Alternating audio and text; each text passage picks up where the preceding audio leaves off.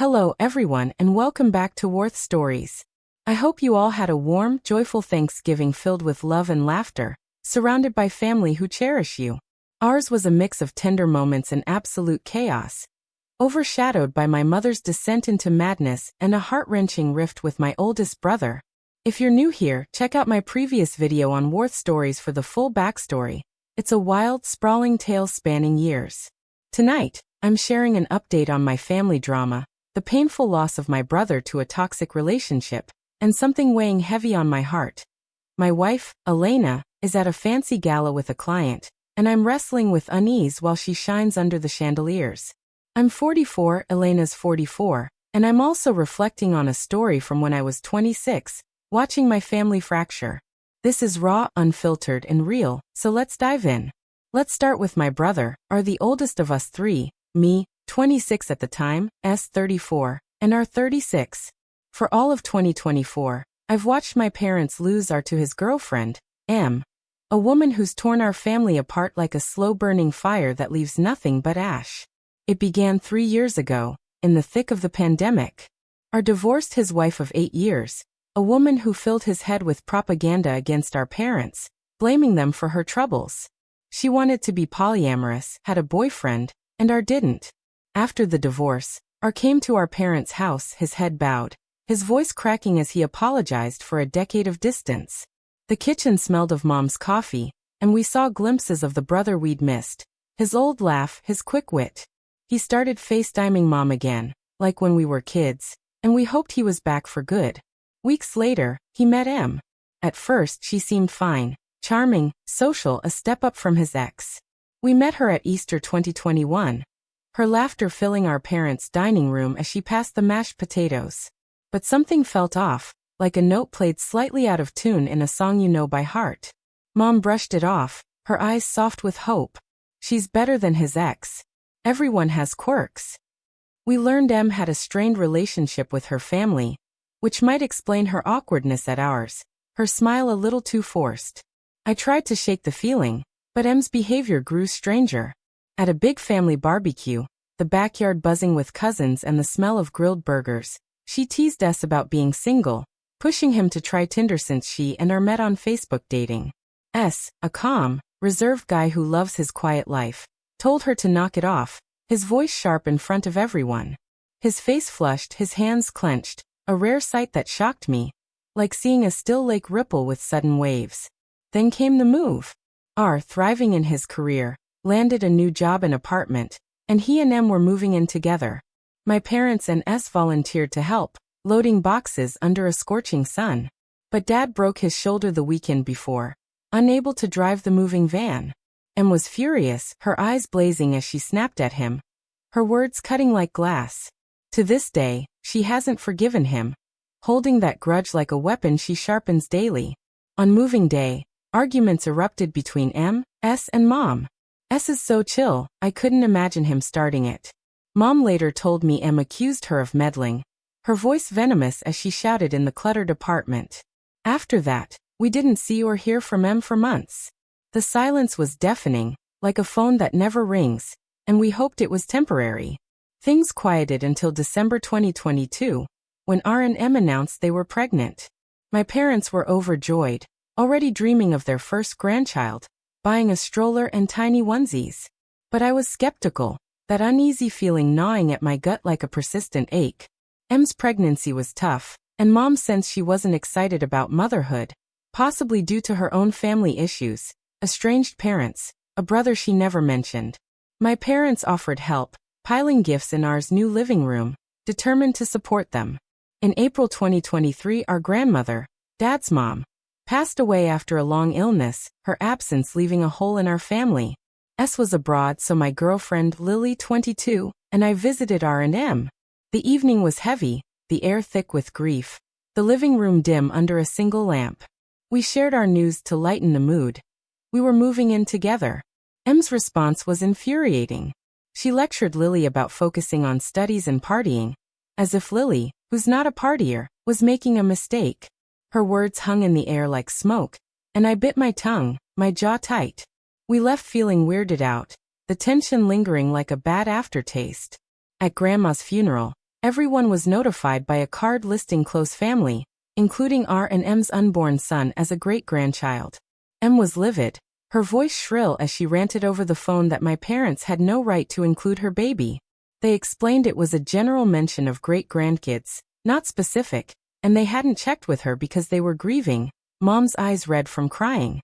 It left a sour taste, like biting into spoiled fruit. At the funeral, Dad, S, and I wore suits, the fabric stiff against our skin, but R and M were underdressed. R in jeans, M in a loose dress, though her pregnancy excused her. R had no excuse in my opinion, his casual attire a disrespect to Grandma's memory. I gave a speech, my voice steady despite the lump in my throat, referring to Lily as a woman, since girlfriend felt odd in my native language at such a solemn event. After the service, I supported Mom as we watched Grandma's cremation, her hand trembling in mine, her sobs quiet but piercing. At the reception, Lily, S, and my cousin told me M criticized my speech for calling Lily a woman. Days later, she complained to my parents too, her pettiness baffling, like a storm over a clear sky. We decided not to anger M, fearing she'd keep us from her son.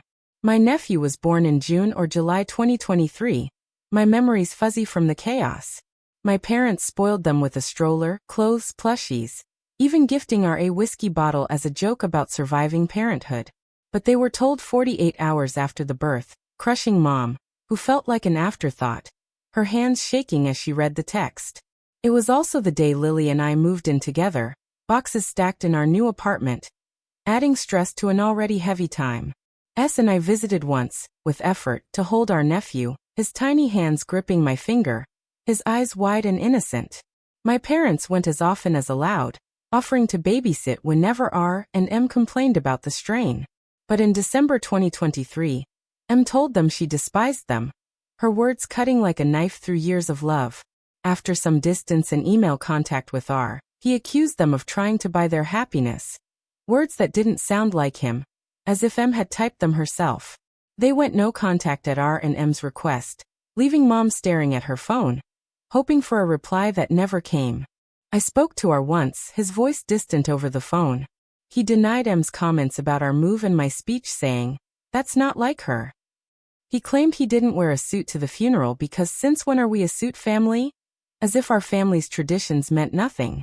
I met him mid-2024, but only if we avoided the conflict, sitting in a coffee shop with the hum of strangers around us. He said S and I weren't part of it, but S hadn't heard from him either, the silence a wall between us. In December 2024, Dad, tired of waiting, emailed R, begging to reconnect, his words raw with love and pain. R refused, saying they didn't respect his family, his tone cold and unfamiliar.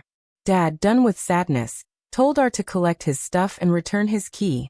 S and I were there, holding Mom as she sobbed in the living room, watching R and a friend take his things, old photos, books, a childhood baseball glove.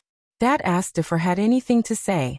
No, R said, his voice flat, his eyes avoiding ours. Dad slammed the door, the sound echoing in my chest like a final goodbye. I'm angry at M's arrogance, her narcissism poisoning our family. I'm furious at R for not standing up for us, for letting her pull him away. I'm at a loss. Do I accept I've lost a brother? Should I try to mend things?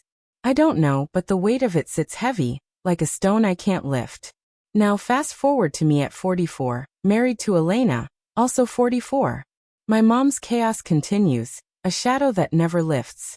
A few nights ago, at 4 a.m., Elena woke me, her voice tense in the dark. Your sister, Claire, is on the porch, she said, peering through the blinds. Call the cops. I didn't like Claire, who'd sided with Mom and called my autistic daughter and me retarded. A word that cuts deep, especially since Elena suspects I might be on the spectrum. I stepped outside, the chilly air biting my skin, and told Claire to leave, my breath visible in the cold. She was sobbing, holding her newborn Noah, bundled in a blanket, her voice breaking. Mom's house is hell. I can't go back. Please. Despite her past, something shifted in me. The big brother instinct I thought I'd buried years ago. Claire looked like a ghost in our living room's light. Pale, matted hair, dark circles like bruises under her eyes. We sat on the couch, the heater humming, and talked for hours, raw and emotional. She apologized, tears streaming, begging not to return to mom's abuse. Hitting, screaming, even in Noah's nursery where his crib sat surrounded by stuffed animals. Mom was popping pills, spiraling into addiction, and trying to drag Claire into it, her voice taunting. Claire confirmed mom called CPS on us, falsely claiming I abused my daughter and Elena, accusations ranging from physical to sexual. I'd suspected mom, but Claire's words were proof, sharp and undeniable. Mom even planned to file for grandparents' rights, a desperate bid for control. But that's not a thing here. Claire revealed mom pressured her at 14 to poke holes in condoms to get pregnant, promising to help but abandoning her after Noah's birth, only using him for social media clout in grandma's baby shirts. Noah's father left after her confession of baby trapping him, unable to handle the betrayal. Mom fired the housemaids and nannies in a mental breakdown, leaving Claire to fend for herself. Claire's dad had disowned her years ago for siding with mom. I contacted him, mentioning Noah, his grandson, and he was shocked, unaware of the pregnancy. With a heavy sigh, he agreed to help. Claire slept for 2 days, her body collapsing from exhaustion. Mom reported her missing, spiraling into a frenzy. I called Granddad to reassure him Claire was safe and warned him to protect my little brothers, fearing Mom's next move. Claire's dad arrived, and their tearful reunion was fragile but hopeful, their voices soft in the quiet of our living room. Mom and her cult-like followers, her toxic siblings and shady friends, knew our location the entire time. They were caught on camera setting my in-laws' house on fire, intending to kill us all. We survived because we were at Elena's mom's, laughing over board games and popcorn when the flames started. There's a warrant out for mom and her accomplices, but they've vanished. Her house is untouched, her belongings still there, but her social media and siblings are gone, like ghosts in the night. We don't know who leaked our location or photos of our kids to mom. We've been feeding fake information, as you suggested on Warth stories, but haven't caught the traitor yet. I'm terrified, my heart racing at every creak in the house. Nightmares haunt me, mom stealing my kids, killing Elena, leaving me destitute. My in-laws blame me for the fire, saying I dragged them into my mess. They're not wrong. The pressure pushed me to a dark place, and I self-harmed, feeling like the 13-year-old me trapped in mom's chaos. Some told Elena to divorce me, calling me a liability. Her mom shut them down after I landed in the hospital, my wrists bandaged, my heart heavy. My oldest brother-in-law and his wife are on the brink of divorce, and I feel responsible for the rift, another crack in a family already breaking. Elena has been my rock, handling everything while I'm barely functioning. She's 44, like me, and works on an art advisory committee, attending galas, events, and client meetings. It's her world, coffee, lunch, or dinner with clients, and I don't always know the details. That's normal, and I trust her judgment completely. She's transparent, professional, always sharing her friendships. But tonight, she's at a gala with S, a wealthy client she met a year ago. They're friends, and I met him once. He's a good guy, genuine and kind. He invited her as his date, and she says it's fine, just business. I asked if it was a real date, my voice tighter than I meant. She laughed, her eyes sparkling like the chandelier she'd be under tonight. Date doesn't mean romantic, she said, explaining it's for networking, meeting new people. She teased, her smile warm. Next time, I'll take you instead. She's been getting ready all day, picking her dress, styling her hair, perfecting her makeup, looking like a vision, her elegance effortless. She's sharing her live location, texting during breaks, and won't go to private places or his hotel after. She'll be back around midnight, maybe later, as these events sometimes stretch into the early morning. But I'm uneasy, a feeling I've never had before when she's met clients. At 44, I'm not insecure. Elena would kill me if I went on a date with another woman, even platonically. I could pick a friend, even another woman, to go out with, but I don't, out of respect for our marriage and love for her. It's about choices and sacrifices, and I chose not to stop her because I respect her career. But picturing her on S's arm, shining under chandeliers, twists my gut like a knot I can't untie. I trust her completely, but the jealousy lingers, raw and uninvited, like an unwelcome guest in my mind. Tonight, I'm coping hard, sitting in our quiet house, the only sound my daughter's soft snores from her bedroom. I might watch Home Alone to honor my dad, who passed away recently. Christmas without him will be brutal. We'd watch that movie, smoke a joint before our daughter was born, and stare at the tree lights, laughing at the simplest things. My birthday on January 2nd looms, and I dread it without his lopsided cake and off-key singing, his voice a comfort I'll never hear again. The next morning, I woke to the smell of coffee and Noah's soft coos from the guest room. Elena was in the kitchen with Emily, our friend's daughter from high school, making pancakes while Emily braided our daughter's hair. Their giggles filled the air, a fleeting moment of normalcy. But the weight of Mom's disappearance lingered like a storm cloud, heavy and oppressive. I checked my phone, no updates from the police. The warrant was still active, but Mom was a ghost, slipping through their fingers like smoke. Claire texted me a photo of Noah, sleeping peacefully at her dad's. "Thank you for saving me," she wrote, her words piercing my heart. I didn't feel like a savior. I felt like I'd failed her by not stepping in sooner. Growing up, I'd protected my siblings, taking Mom's hits to spare them.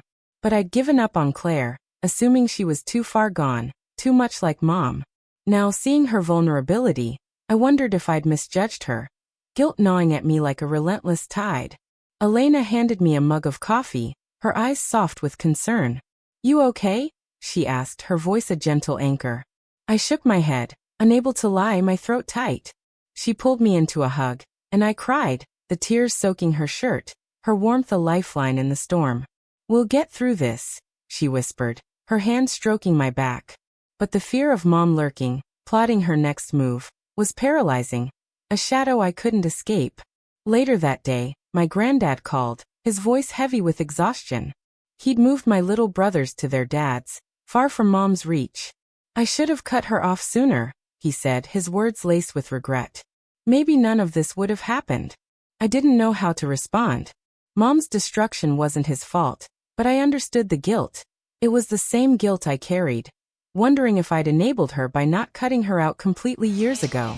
Emily suggested baking cookies to distract ourselves, and I agreed, hoping the simple act would ground me.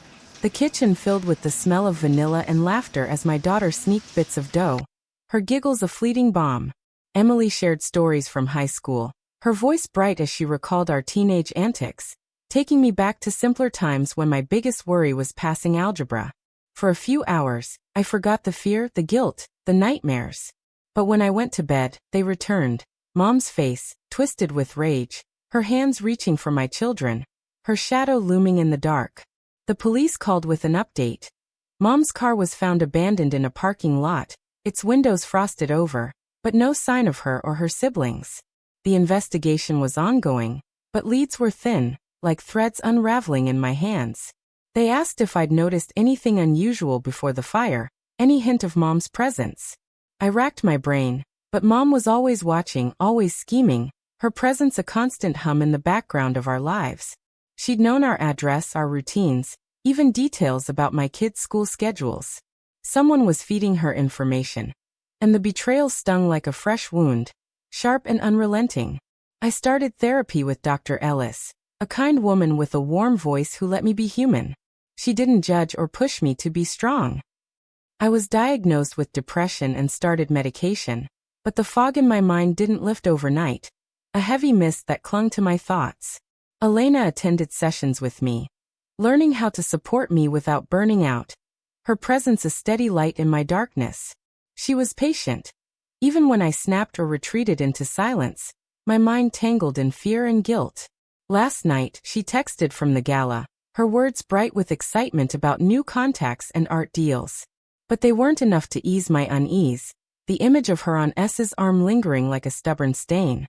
I waited, a beer in hand, the TV muted, until she came home just after midnight, her dress shimmering in the moonlight. She glowed with stories, her laughter filling the house, and we talked. I admitted my jealousy, not accusing but honest, my voice low. She listened, her hands squeezing mine, promising to bring me next time, her eyes full of love. It didn't erase the unease, but it helped, a small step toward understanding. Christmas Eve hit like a tidal wave, Dad's absence a gaping wound. I sat by the tree, staring at the twinkling lights, wishing he were here to make a bad joke or sneak me his famous fudge. Its sweetness a memory I clung to. My daughter crawled into my lap, holding a drawing she'd made of us watching Home Alone. "Can we watch it for Grandpa?" she asked, her voice small. I nodded, tears streaming down my face as we cuddled on the couch, the familiar movie playing in the background. Elena joined us, her arm around me, and for the first time in weeks, I felt a flicker of hope, warm and fragile like a candle in the wind. Claire called on Christmas Day, her voice stronger, a hint of the sister I'd lost. She and her dad were working through their issues, and Noah was thriving, his giggles a bright spot in her updates. She thanked me again, promising to make things right, her words a tentative bridge between us. I told her to focus on herself and her son, that we'd figure out the rest together. It wasn't forgiveness, not yet, but it was a start, a crack in the wall we'd built. The investigation into the fire continued, but answers were scarce, like puzzle pieces scattered in the wind. My in-laws were still divided, though Elena's mom's fierce defense of me had softened some of the tension. Her voice firm as she stood up for me at a family dinner. My oldest brother-in-law and his wife were in counseling, trying to salvage their marriage, their arguments echoing the strain in my own family. I apologized, my voice heavy with guilt, but they said their issues ran deeper than the fire. I wasn't sure I believed them, but I let it go, too tired to push. As my birthday on January 2nd approached, I dreaded the milestone. Dad had always made it special, baking a lopsided cake that wobbled on the plate, singing off-key with a grin that lit up the room. This year, Elena planned a quiet celebration with Emily's family, keeping it low-key to avoid overwhelming me. They gave me a journal, its leather cover smooth under my fingers, encouraging me to write my thoughts, maybe even turn them into more stories for Warth stories. I wasn't ready to create again, but the idea planted a seed, a tiny spark in the darkness. Tonight, as Elena shines at the gala, I'm choosing trust over jealousy, though it's a battle. I'll text her, maybe crack open another beer, and wait for her to come home, her laughter filling our house like music. I'm still scared, still grieving, still fighting the darkness in my mind. But I'm not alone anymore. Elena, my daughter, Emily, even Claire, they're my anchors holding me steady in the storm. Mom may be out there, plotting her next move, but I'm learning to lean on others to let myself heal. It's slow, painful, and messy, like stitching a wound that keeps tearing open, but it's progress. As for R, I'm torn, my heart aching for the brother I lost. I miss his laugh, his late-night talks about nothing and everything. M's influence and his choices have built a wall I can't climb. But I might write him, leaving the door open with words of love and hurt. For now, I'm focusing on my peace, my family, my life with Elena and our daughter. Love means supporting Elena's ambition, even when it's hard, and holding on to hope for R, even if it's a distant star. Thank you for listening to my story on Warth Stories. If you enjoyed this video, please like, share, and comment for my support. And don't forget to press the bell icon for more updates. Thank you.